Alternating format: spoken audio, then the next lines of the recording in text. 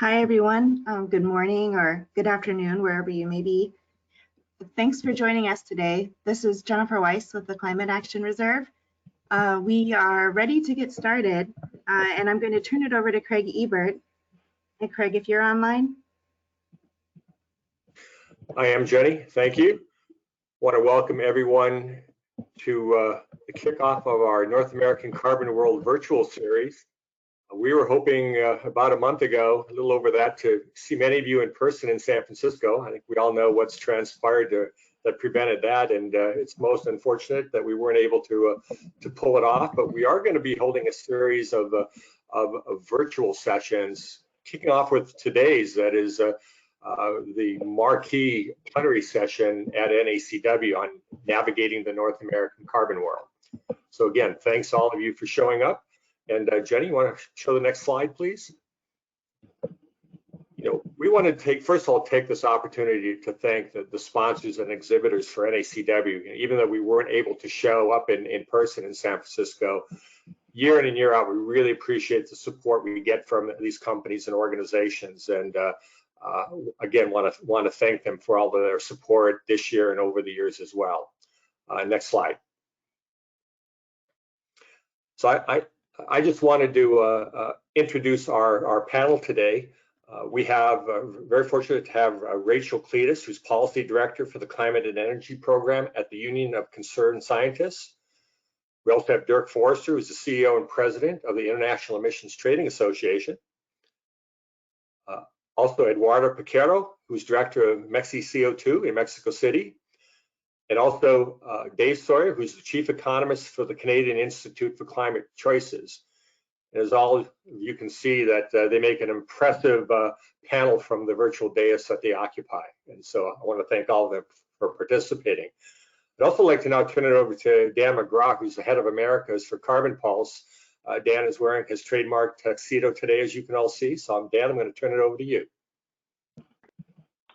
Thanks, Craig, and thanks for the Climate Action Reserve team for putting together this webinar.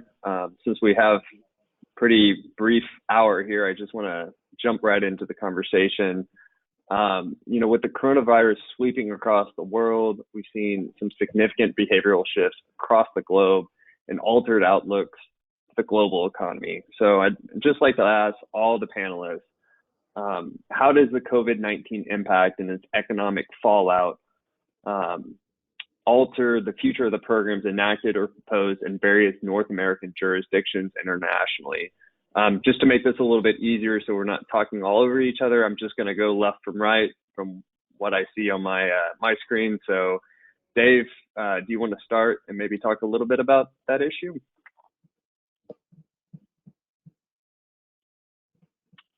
Dave, I believe you're muted. Rookie. I'm only on Zoom calls 12 hours a day like everybody. So I was going to talk first about output-based pricing in Canada and how the systems inherently scale with production falls and price impacts in the systems.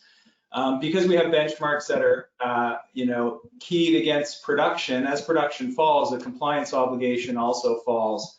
So these systems are inherently designed to deal with market fluctuations. And then the real question is, can they withstand the shocks, the supply side shocks and the demand shocks that we're seeing occur? Alberta's system is really neat in that it has an actual standard ensconced to basically change the benchmark on the short-term basis to allow for hardship impacts to be tested and then for relief to occur. And no other systems in Canada really have that sort of detailed sort of test that says, look, if you're really in trouble and your product prices fall, we're going to take a look at the impact on revenue and compliance costs, and then we're going to provide some relief mechanisms. So we can give you some short-term credits to cover your compliance obligations. We can relax your constraint on flexibility, the use of bank credits and offsets for compliance. And perhaps we can maybe give you some relief through recycling some of the income back to you that you've been paying for technology fund payments. So there's a bunch of flexibility that's inherently built into that system. And I think we're going to look more closely in the future at that sort of system to think about building it into other systems so it's more inherently sort of reactionary to these big shocks. So I'll stop there. Thank you. Eduardo, can you talk a little bit about Mexico? Sure, of course. Well, as you know, Mexico has been hit also by COVID, perhaps not as much, as we don't know how much in comparison to US and Canada. But of course, production is falling, and it's falling very sharply. We estimate emissions, of course, will fall sharply in relation to that. But I believe that it also will have to do with how the recovery moves in Mexico. When we're looking into more than just a recession, a depression in Mexico. So I believe that the fall in emissions will stay there for perhaps a couple of years. However, perhaps you know that Mexican cap has been set in relation to business as usual growth of emissions instead of a baseline year. That could actually be an advantage for the years to come. The cap should be readjusted next year and the year after that one. So I guess that's an opportunity for the Ministry of Environment, called Semarnat in Mexico, to rethink how the cap will be, what the cap will be for the following years. But I'm quite positive in terms of how COVID is positioning climate change in discussions. My belief is that this is just a simulation or a simulacra of how climate change impacts would look like in the future. So interest in climate change and in environment specifically in Mexico by Mexican companies and by some areas of government has been growing steadily during this crisis. So we see a lot of investors asking questions on environmental issue, and I believe that tendency will stay here for a long while. I'll stop there. Okay. Rachel, do you want to talk a little bit about kind of the U.S. narrative, I guess? Sure. I mean, like the rest of the world, we're in the midst of a really grave public health crisis and are seeing this unfold into a very, very sobering economic crisis as well. And in this moment, I think what's pretty clear is, yes, we're seeing these deep cuts in emissions globally. The IEA just projected on the order of 8% this year in terms of CO2 emission reductions globally. And that is kind of unprecedented. We've never seen that in a single year since we've had these carbon markets in operation, and certainly just it's a big blow to economies around the world.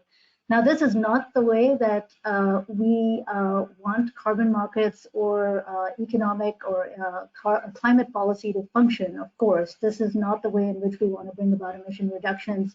It's falling very heavily on people who live in poverty, on working people around the world. This is a desperate time for many people. We're seeing rising unemployment here in the US as well as everywhere in the world. So the question now is how to come out of this. As Eduardo was saying, it's how do we get to the other side of this in a way that doesn't just build back to what business as usual was, really come back in a way that's more thoughtful about both the public health aspects of this challenge as well as the broader climate crisis, which hasn't gone away. By the way, we don't get to pick one crisis at a time. The climate crisis is continuing unabated. Here in the US, we are expecting to see an above average hurricane season. Wildfire season will soon be underway. We will see a collision of COVID and climate risk in real time. So in the broad public's eye, I think what's important is in this moment that we focus on the immediate relief, the health needs, the economic recovery needs, find ways for us to build back in a way that's more resilient and helps bring down emissions.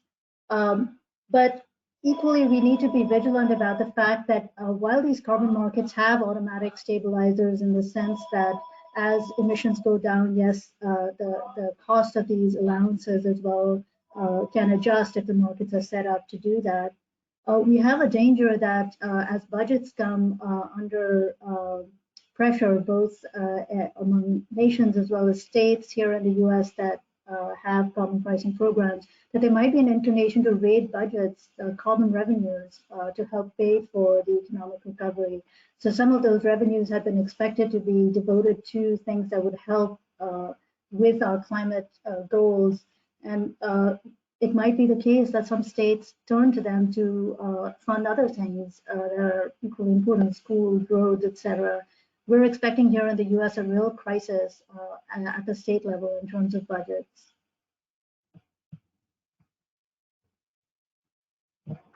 Cool. Thank you, Rachel. Dirk, can you talk a little bit more? I mean, maybe a little bit more international? Sure. I mean, I think one of the interesting things that we're all learning is that carbon markets, like other markets, have to adjust in these kind of situations. And I think my colleagues have kind of underscored how the demand is down and prices have adjusted, but they are continuing to work and continuing to produce a price. And that's for reasons that I think we know well about the price floors in California and the role of the market stability reserve in Europe, and Dave already went through some of the Canadian examples of it. But for purposes of climate protection, it's good to see that these programs are continuing to operate and continuing to deliver. Internationally, I think obviously the big challenge right now for many of us is that we were counting on COP26 in Glasgow to deliver the final solutions on Article 6, and that's been delayed. I was on a call earlier today that we had with the UK government to get caught up on what their plans are, and they're still assessing what the options are. It's not 100% certain exactly when it will occur in 2021, or whether there will be one COP or two COPs in 2021. But they are doing wide consultations kind of on what the smart thing is to do, both from a public health standpoint and from a vantage point of sort of good diplomacy.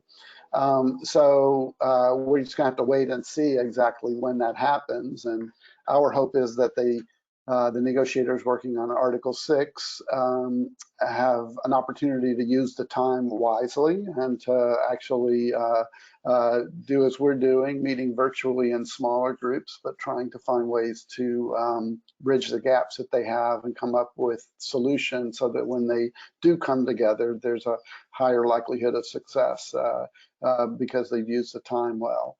I think there's also a chance that some of the things that they might have thought about putting off to future years might need to be dealt with sooner, and that might take us into a different level of operational detail. At least that's something we want to look at is rather than having agreement just on basic principles now and then doing the regulatory detail on the Article 6.4 mechanism in a future regime, maybe they need to come up with a solution so that we have more of that clarity earlier. I would be remiss if I didn't just quickly mention CORSIA, because that's another international market. It's one that's also being affected by this, probably in an even more dramatic way than any of the existing markets, given that it's 2020 is supposed to be one of the two baseline years that gets averaged. And I think attendees are probably aware of what the tough choices are to be made there about whether they stick with the game plan, which would mean everybody gets a much lower baseline, and as that market recovers might have more to offset, or whether they consider this to be such an abnormal year that it shouldn't be considered. I know that this is something that some in the aviation community are making noise about, but it's adding, I think, a dose of uncertainty to what the aviation market will look like in the future. It also is going to be affected by as Eduardo talked about, the type of recovery we have, and whether it's a slow one that takes the aviation industry a few years to get out of, or whether it's something that bounces back more quickly. So a lot of stuff for us in the advocacy community to pay attention to and to develop our views on. Cool, thanks, Dirk. One of the things that I just wanted to touch on with COVID-19 is, when you think about it, there's been a ton of bad headlines. It's easy to get down on the world and kind of the outlook that we're looking at. both from like a health standpoint, but also from an economic standpoint. But I think Rachel kind of mentioned this a little bit when she was talking about, global emissions, and especially on the state side, we're expecting emissions to be down. So when you're looking further out, kind of how does COVID shift our path to a low carbon economy? And, does it give us, an opportunity to kind of rebuild this world into a more sustainable future?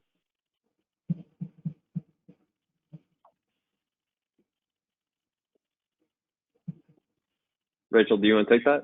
Oh, okay, sure. Sorry, I didn't realize. I apologize. Sorry. Yeah, I mean, I think there are a lot of uncertainties ahead. I think anybody who says they know how this is going to play out, both on the public health or the economic front, is looking in some crystal ball really at this point. But what we can say is that there are choices we can make that would propel us into a future that's more low carbon, more climate resilient, make the kind of infrastructure investments that would have us transition away from fossil fuel dependency to cleaner energy. But that is by no means guaranteed. I mean, here in the US, you can see in this moment the politics of this playing out. There is a huge fossil fuel lobby that's pushing for bailouts. We have seen them conveniently tangle geopolitics around oil and gas prices and with this COVID crisis and ask for special dispensation. So there is also a real danger that the politics are such that lawmakers give in to these kinds of pressures and lock us into a fossil fuel future instead of propelling us into this clean energy future. We certainly are fighting for a vision that's both about economic recovery and jobs, as well as about putting us on this pathway to our climate goals. But this is a real fight, and it's a fight whose outcome is not yet guaranteed. Cool. I just want to shift gears a little bit. We talked a lot about COVID. I know people don't want to talk about COVID anymore. So Mexico started the first year of a 3-year pilot program this January with an eye towards a mandatory program by 2023. Eduardo, can you talk a little bit about the status of the Mexico program? What are the chances for a fully formed cap and trade program in the future after that pilot phase? Of course. Even though it's a pilot, it's compulsory. Participation is compulsory. So emitters over 100,000 tons of CO2, only CO2 per year, are forced to enter the pilot phase. It's a pilot because penalties are not enforced in terms of money or forwarding those into the future, but instead allowances are brought by the government to present day. As of today, the Mexican government has already developed all secondary regulation in terms for the allocation. There's also been published the cap for this year, and the cap will be announced yearly in a yearly basis.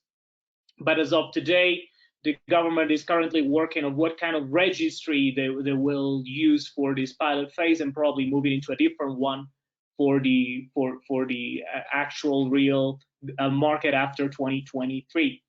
On another point that it's been developed by the Ministry of Environment right now is what kind of offsets we will have under the program.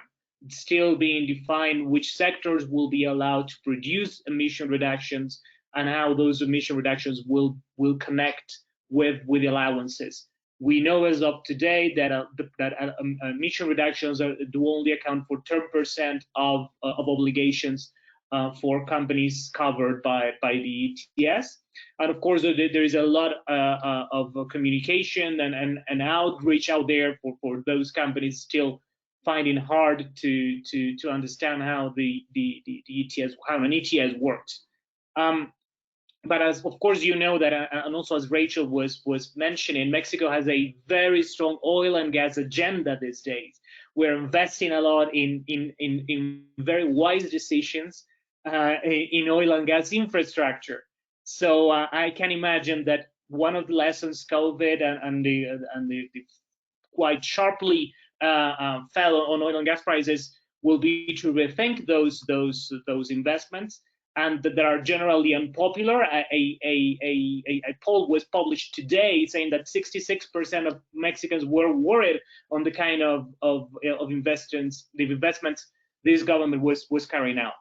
Once the pilot phase ends, and we hope that to happen in 2022-23, that we have a transitional year, we expect to see more GHGs covered. We expect to see some chemical gases also covered by the ETS. As of today, as I mentioned, is only CO2. Mexico has a very large petrochemical industry that as of today is not fully covered. We expect them to be after the end of the pilot phase. Of course, we expect to see more companies. We only have energy generation and large industry covered. We expect more sectors to be covered. We're thinking on transport and of course in Mexico, aviation, local aviation could be a possibility. And of course, to lower the threshold. So today the threshold is quite large, is 100,000. We expect that to lower, and the big thing after that is the Mexican government has already mentioned several times during the previous administration and this one that a linkage to California and Quebec is desirable, and it's in the horizon for this strategy. So we would expect the Mexican ETS to look even more to the California and Quebec programs. Back to you. I actually want to just kind of dive a little bit into that.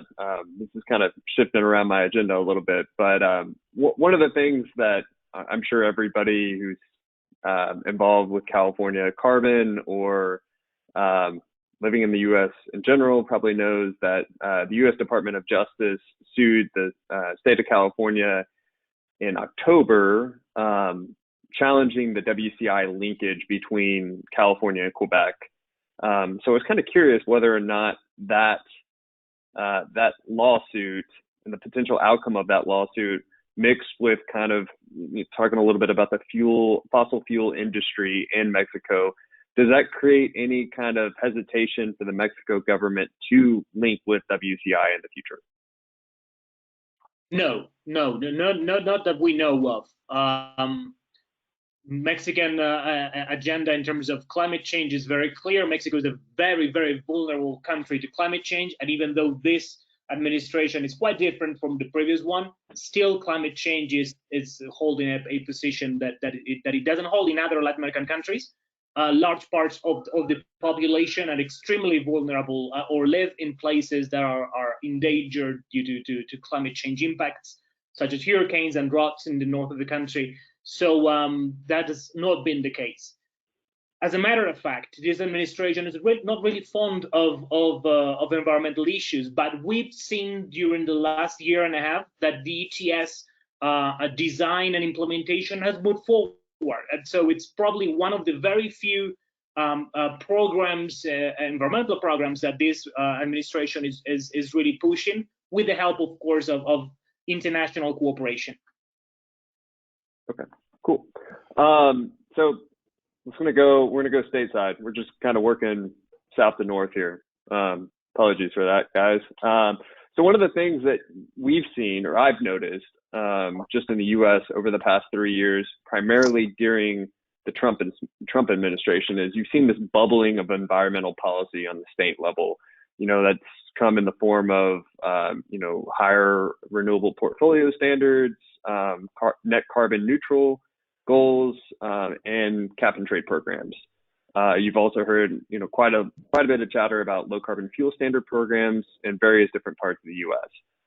So I was hoping that Rachel and Dirk might be able to talk a little bit about, what's driving that change, and does this state level support mean that we're more likely to see environmental or carbon programs moving forward, regardless of what happens on the federal level?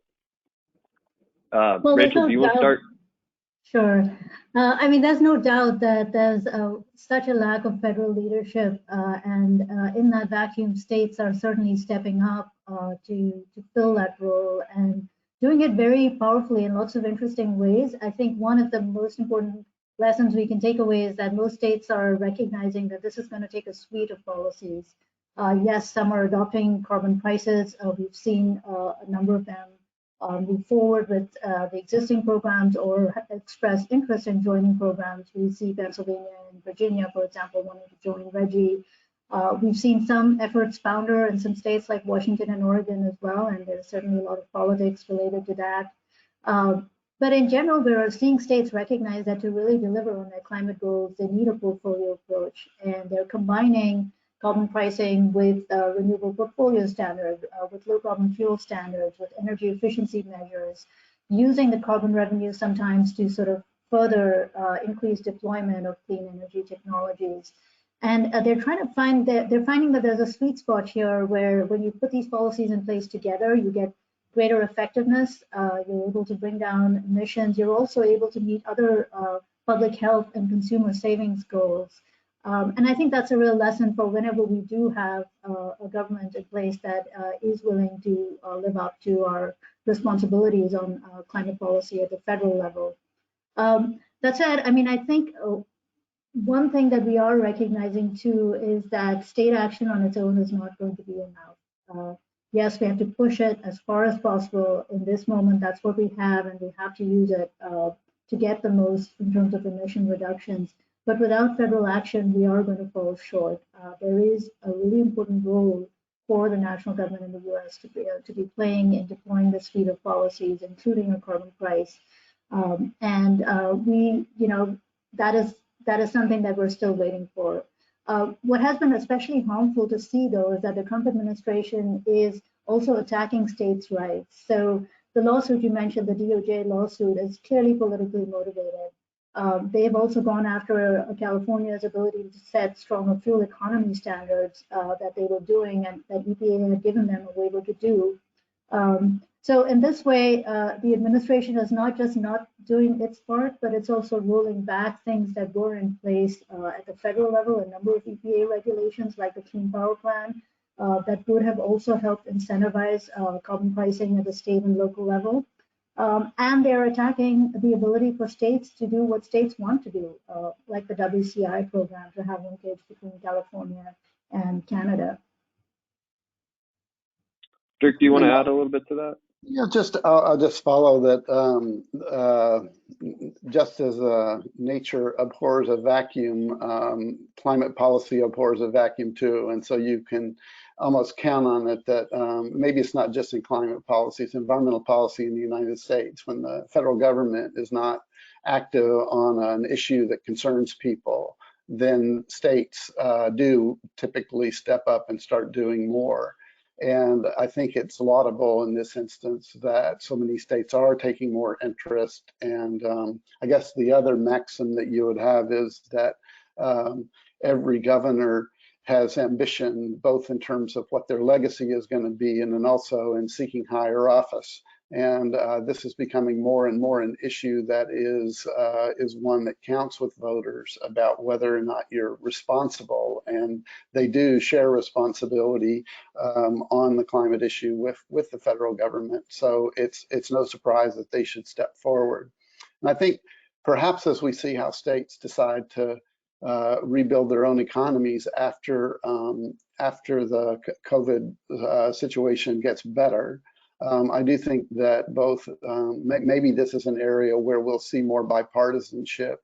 The point that was raised about Washington and Oregon and sort of the polarization there, that's exactly what we don't need, right? We need people to come together around this issue. And I think that's the one thing that is the biggest obstacle in the United States, is that we have put ourselves in a partisan deadlock that isn't helping anybody on this issue, particularly at the federal level, but it also rears its ugly head of obstinance in those states where we really fundamentally need compromise. And it does need to be sensible compromise that works both for business and for environmental accomplishment. And I think markets should be part of that they could play a central role. But I guess as the rebuilding takes place, I think it's going to be important also to watch what happens with interest in nature-based solutions. So a lot of the companies in my organization are going beyond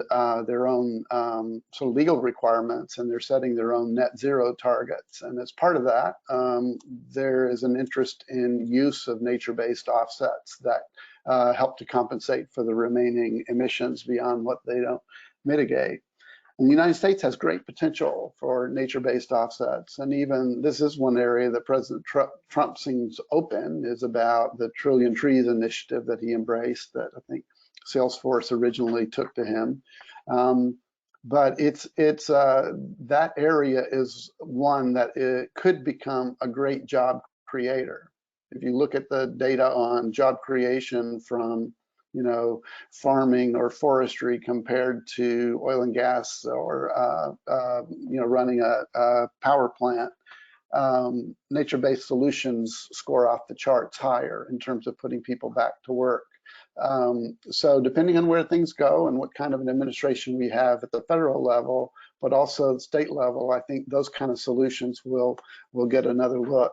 And like Rachel, I'll take the bait quickly on the lawsuit. I think we also, AIDA is an intervener in this lawsuit that there's recently the Justice Department amended its complaint to include concern about Article 6 as one of the reasons why this linkage was a problem, that it would compromise their abilities to renegotiate or to negotiate a re-entry into the Paris Agreement, which I'd love to hear more about, because I've seen no indications of a plan to re-enter the Paris Agreement, but that would be fascinating to learn about.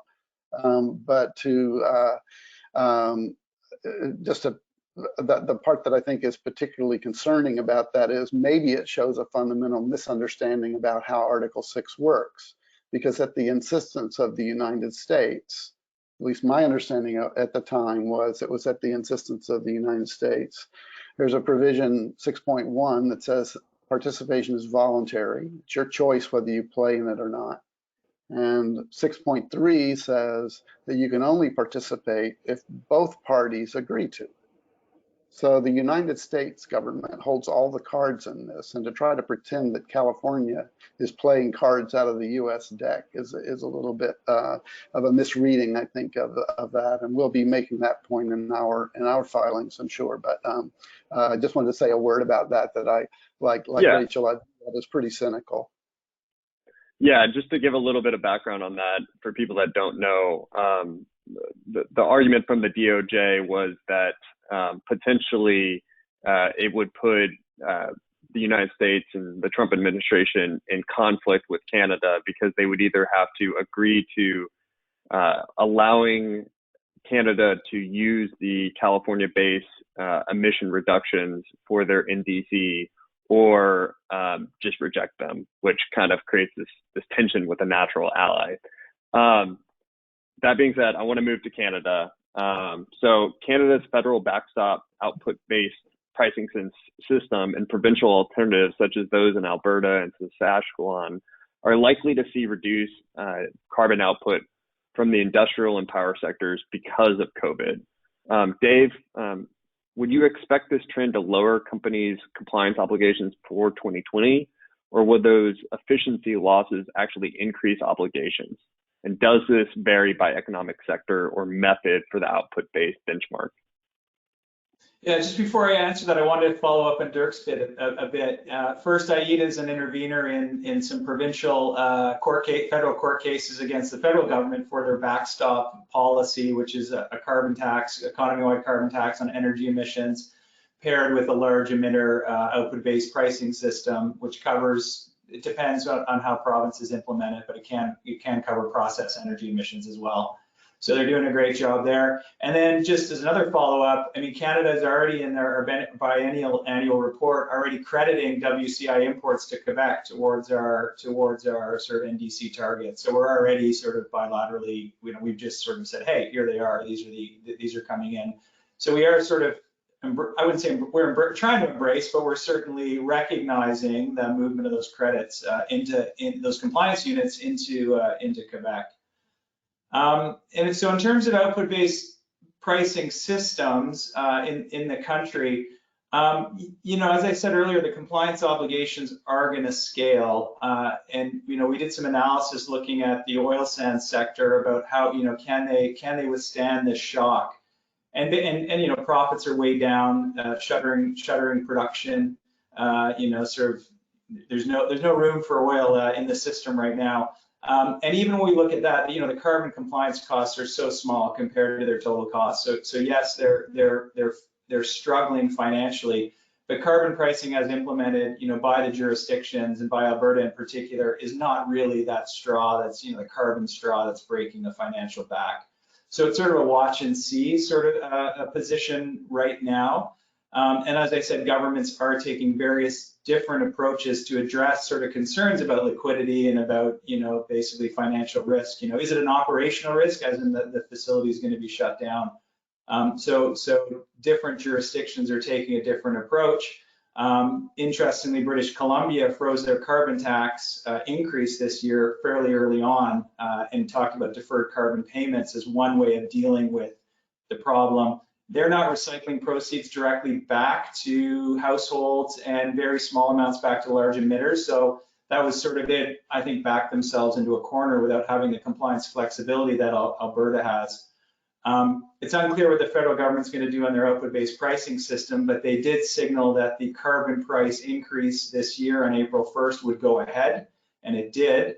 And for households, it actually made sense because the rebate program, much like the US dividend programs, but the rebate program under the federal benchmark jurisdiction, so those that don't have their pricing program, the rebate makes sort of 7 to 8 out of 10 households better off, meaning they get back more carbon rebates than they pay in. So it's actually a COVID sort of boosting, piece, and backing off the carbon price increase, which had a commensurate increase in the rebate that came back. Backing it off would make a whole series of households and low-income households potentially worse off.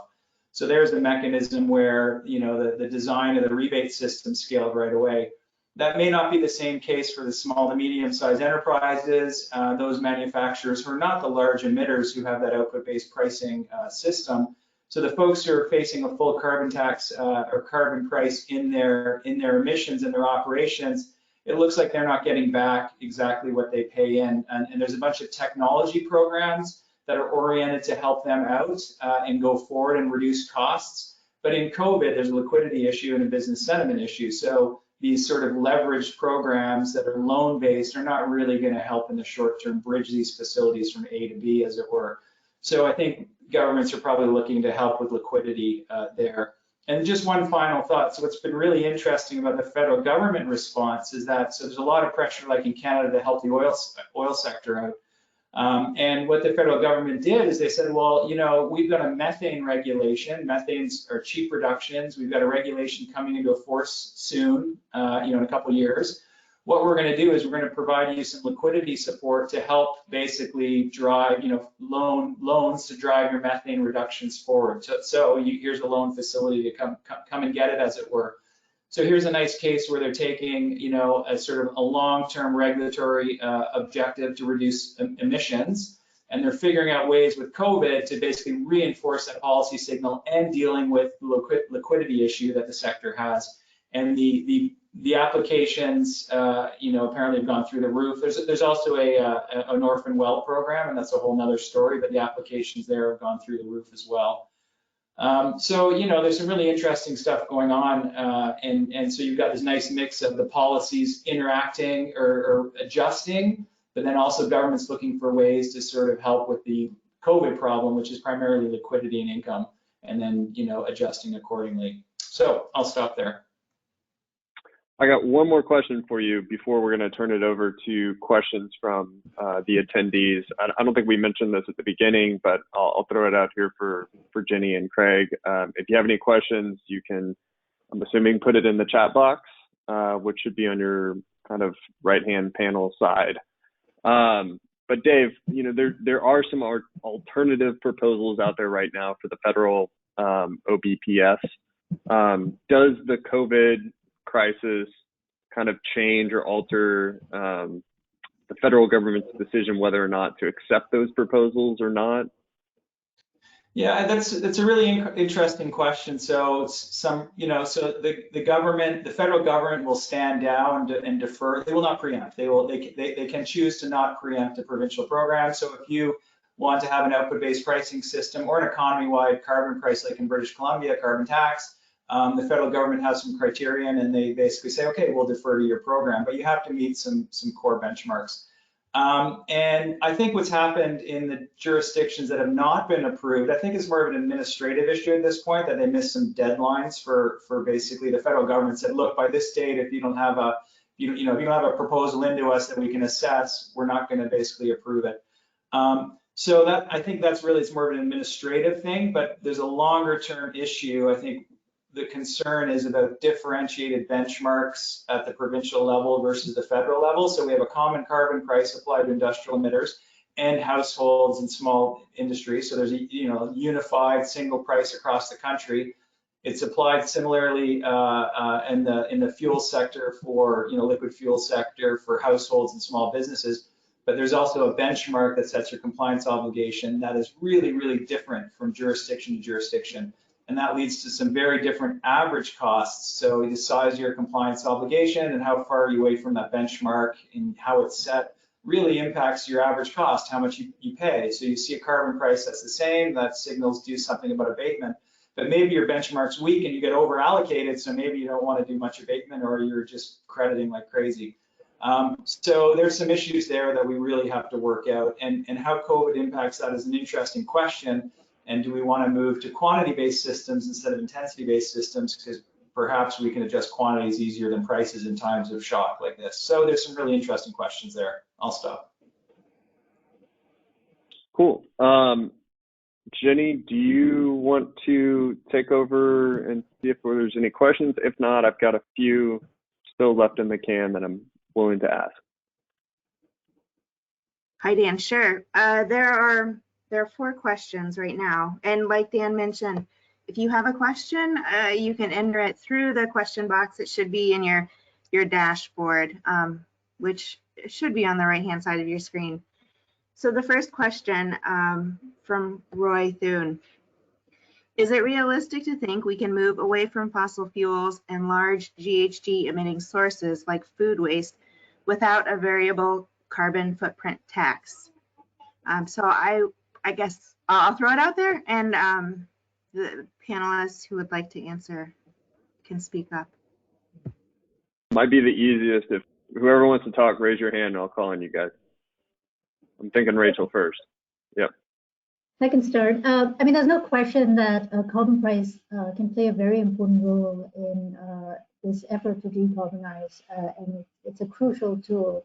I think, as we're all acknowledging, it's not sufficient, though, and to get after some sectors, to get after emissions in some sectors, we are going to have to employ a suite of policies. And I'm thinking about places where we want to incentivize more energy efficiency. We want to incentivize cross-sectoral coupling. So we know that as part of decarbonization, we don't just have to switch to a lot of renewable energy, we have to actually electrify a lot of energy end uses in transportation, in buildings, in industry. And a carbon price on its own, certainly any carbon price within the range of feasibility, is unlikely to do that all on its own. We do need some targeted strategies to encourage that kind of infrastructure to come online. And I think this is a great moment to be thinking about those things, because it's pretty clear that large investments in infrastructure are a key strategy coming out of an economic downturn. And there is broad bipartisan interest in an infrastructure type of approach. So let's think about what kind of infrastructure that should be, that's in line with our longer term climate goals. The other thing that I think we're all recognizing is that a well-designed carbon policy has to have flexibility built into it. Flexibility to deal with different sectors and the specific aspects of those sectors, but also these economic ups and downs that are going to happen inevitably over the long life of a program. And in this moment, there is that a real risk in some places, especially if this economic downturn persists, that the carbon prices that we're likely to see are going to stay very low, or there could be a lot of volatility in the market. And that is not going to send that clear long-term market signal we need for deep decarbonization. So the instrument is a powerful one. It needs to be used, but we need to recognize that it has to be supplemented with other things that can step in to deal with some of these challenges. The one final thing I would say, though, that's carbon price is very powerful in doing is raising revenues that can be used to invest in low carbon climate resilient investments. And I name climate resilience here specifically because it hasn't come up very much in our conversation, but that is also a key need across the world, here in the US and everywhere. And we don't see a lot of money forthcoming right now. We're still dealing with these climate impacts as one-off disasters, a little money here, stop and start disaster funding.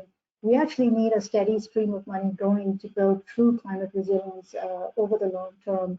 And the reality is the politics right now, yes, there is some appetite here in the US for deficit financing, but we're already seeing in some circles this questioning about how much money are we spending, and that's a real problem. We're just starting to see the front end of this economic downturn. We need to be investing a lot more in terms of the federal government investments, and we need to figure out other sustainable forms of revenue over the long term. And a carbon price is certainly part of that. Part of the policy options that can help deliver some of those revenues. I think Eduardo wants to add to that. Yeah. Just only jumping in. What we've seen during the last couple of years, a large move in the financial private sector towards decarbonization of portfolios, and that stream that will happen. That's inevitably happening. We've also heard from the International Settlement Bank, that's headed in Switzerland, recognizing that climate change is a systemic risk, and publishing this wonderful document, the Green Swan, just before this crisis. And of course, transitional risks are there, and large financial corporations are taking note of that. I think that lots of things will be happening during the next couple of years in terms of redirecting investment into not only renewable energy, that is the large chunk of activities that they are financing right now, but also some others such as transportation and agriculture. That's it. Yep. I mean, I would just add, like, if you talk to most regulators when they're talking about the cap versus the market idea, a lot of them say, when you're thinking about implementing a tax, it's very hard to get to an appropriate number. That calculation is not an easy thing to do. What is the number? What's the appropriate figure? How does it increase? Whatnot? And it also doesn't necessarily mean that you achieve the emission reductions that you want, which I think is one of the reasons why California has gone down this path of having, a suite of different options to kind of hit its various different climate goals. Jenny, do you want to throw us another question? Sure. Hola for Eduardo. Any lead as to which standard Mexico will be using for the ETS? Which standard? You might mean protocol standard or offset of standards. Of course, Mexico is part of the UNFCCC. CDM is, of course, a must, but not only. Since last administration, we have a memorandum of understanding with California, and I do also strongly believe that climate action reserves protocols will be highly considered, as mostly in the forestry and afforestation sectors, definitely. Next one, Jenny. Okay. Next one is from Rachel's colleague, Alden Meyer. It's a long one, so I'll read through the whole question, and there are actually a couple different questions within it. What is the impact of the fiscal crisis that US states as well as other countries are facing on carbon market programs? For example, is there a danger of the revenues from carbon auctions being diverted away from their intended purposes to shore up general program budgets so as to avoid layoffs of teachers, police, firefighters, and other public sector employees? Also, are price floors being triggered as emissions credit prices fall as a result of reduced economic activity? I'm willing to take a stab and then hand it over to you guys, just because I follow the markets quite a bit.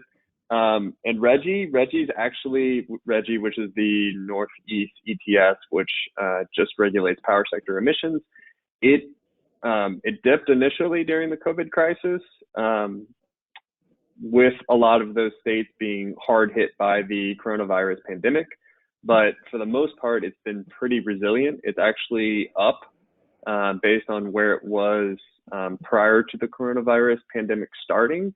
So if you look back, right now, I think it was valued at, call it the 580 range for a December 20 contract.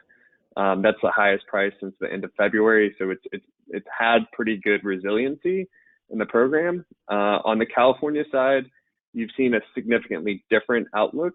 That's primarily triggered by the fact that a large chunk of that program, right around 40% for California, is transportation emissions.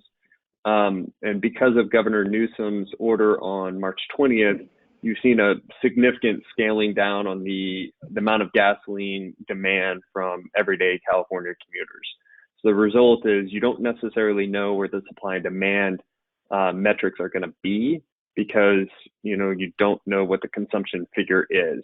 So that's created a lot of uncertainty in the market about where the program potentially is headed and what the program looks like afterwards. Not necessarily the program itself, but just thinking about what's the difference in kind of consumer behaviors. Are more people working from home? Are fewer people going to commercial spaces? Are fewer people buying new, more efficient vehicles? Those are all these questions that are kind of being asked right now. When you talk a little bit about revenue, if you look, most people are having the expectation that the May auction will probably go undersubscribed for the first time since February 2017. That's primarily based on the fact that there's been quite a bit of volume that's been moving on the secondary market, potentially reducing demand at that auction. Whether or not that factors into kind of those revenue discussions is kind of TBD. I'll say one thing that California has is that any revenue that is generated at that auction must be used to reduce carbon emissions. So there's a little bit of stretching you can do, but there's not so much stretching that you can do that you can take money and just use it for general fund applications. It has to further, the expectation that we're going to get to that 2030 goal and the 2050 goal. If you go back and you look at RGGI in the past, some RGGI states have used RGGI revenues to balance budgets, but they've then primarily tried to go back and repay that funds. So it's more of a, call it a loan than an actual steal. But I don't know if Rachel or Dirk or somebody, Dave raised his hand first, so you're the winner. Well, revenue recycling is such a political choice, and decisions are made at the time when these systems are designed to sort of deal with, expediency and getting the programs implemented. I will say though, in light of COVID, using revenues to support budgets builds resiliency into your carbon program, because there's a dependency on the instrument, on the revenue source.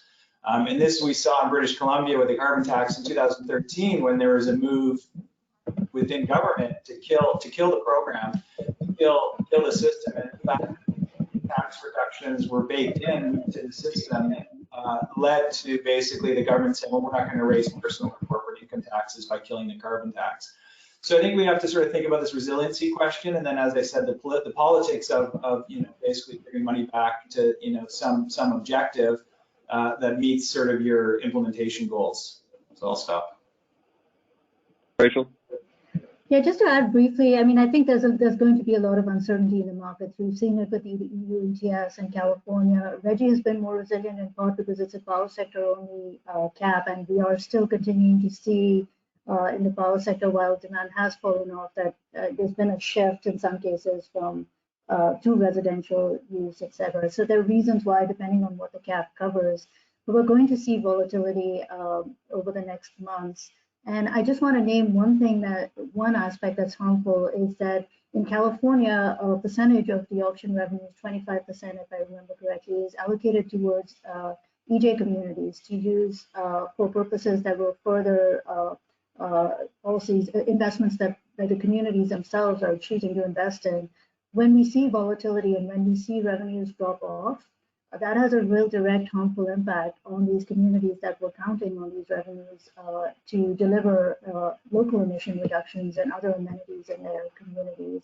So just something to keep in mind that these market fluctuations have real impacts for some people. Yeah, I mean, that's a good point, Dirk. Yeah, I was just gonna, I agree with what's been said about the, you know, I don't think we've seen a lot of evidence yet of revenue being diverted. Certainly in Europe, I haven't really seen that. But I wanted to go to the second part of the question about price wars as credit prices fall.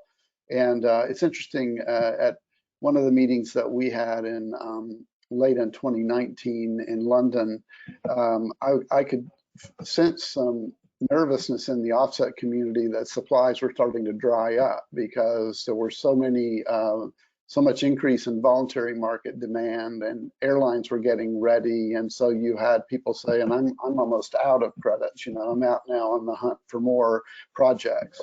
And again, that might have just been a snapshot in time, but there's part of me that thinks that right now it may be that it's a good time for offset developers to regroup and look for. I guess there's so much searching you can do outside of you know, outside of your away from your desk, and not being able to leave your desk, but I do think that there is a lot of homework being done on sort of getting more projects ready for the next wave of activity. So what I think is turning out to be a bigger problem, frankly, is the uncertainty around Article 6, which we talked about earlier, and exactly when is it going to start up? Because in theory, this is the last year for the Kyoto Protocol, so those units were, maybe they'll be accepted going forward, but in the CORSIA world, those are sort of only accepted from certain vintages. So there are question marks about whether the use of the existing CDM is best practice or whether you ought to go to something that you think is going to have a longer term viability. That might mean going to private standards like CAR or VCS or ACR, or it might mean that there will be other sort of CORSIA eligible standards that people turn to while the CDM has still got question marks around it. But this fluctuation point about which system are you going to be in, I think is starting to really annoy people in the offset development community internationally. Thank you. I might just also add, just on like the California front, for people that don't know, California went through 4 failed auctions between 2016 and 2017. So from a legislative revenue standpoint, this is something that they've kind of experienced before, and they have some level of expectation on how it kind of works itself out eventually. So Jenny, do we have any more questions? Well, we actually have several more questions, but we have 1 minute left in this hour. Okay, fire round.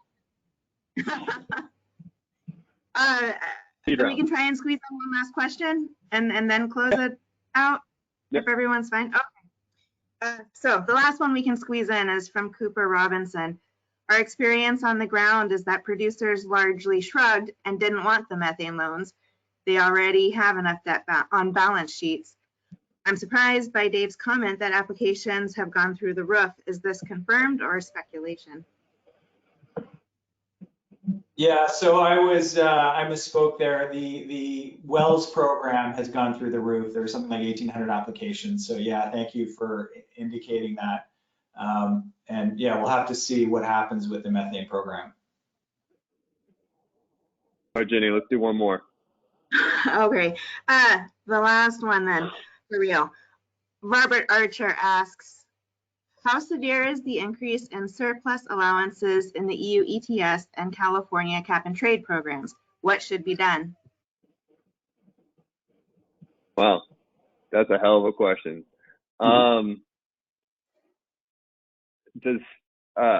not going to speak about EU ETS, but Dirk, do you want to start, and then maybe we'll just figure out where we go from there?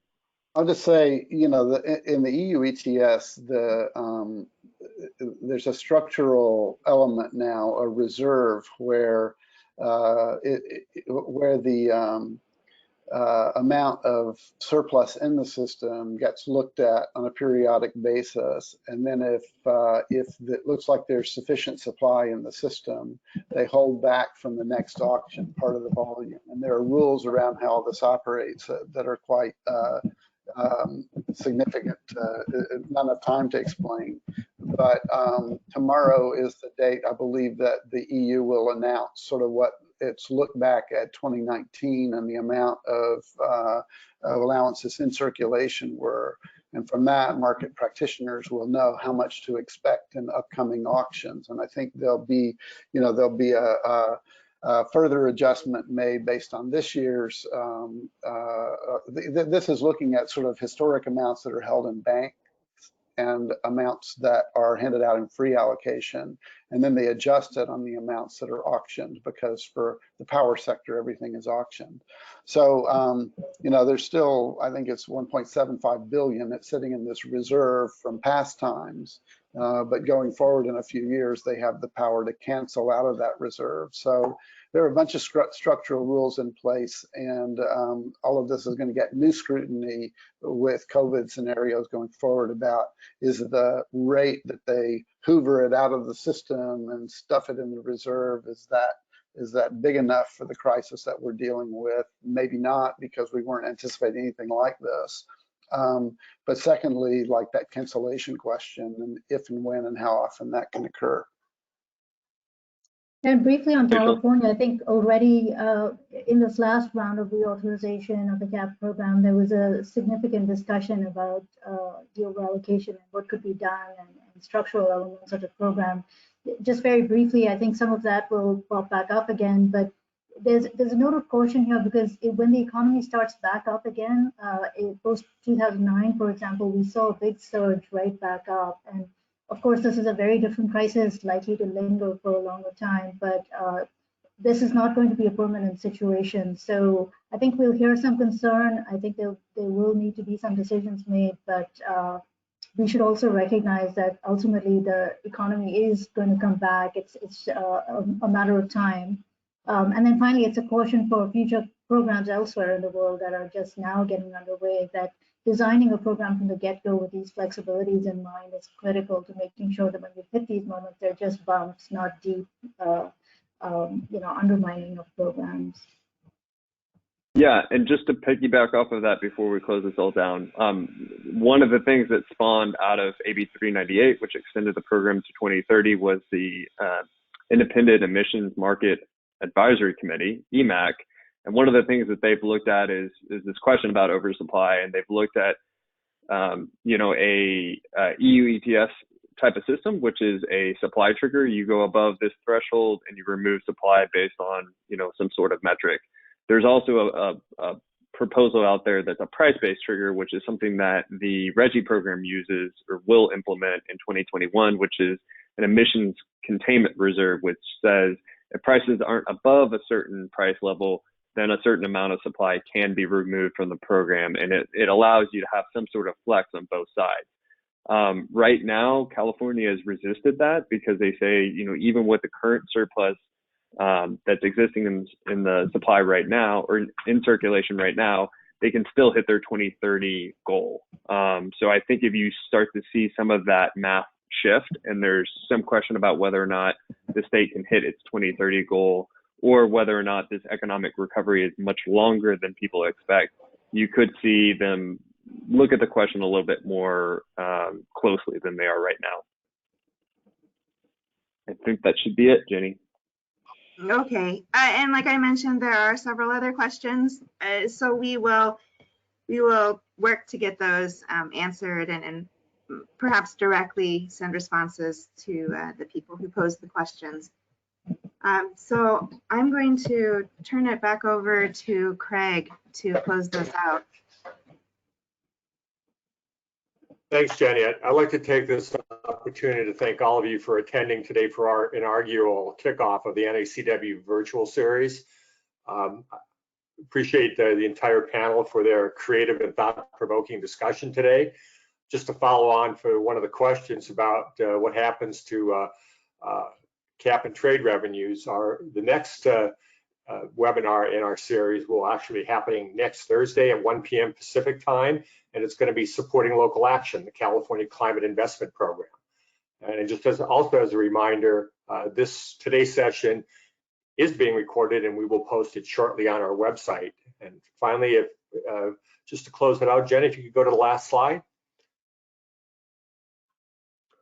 In addition to the sponsors that have been very helpful throughout the years, we also want to take this opportunity to thank the various supporting organizations and media partners we have around NACW.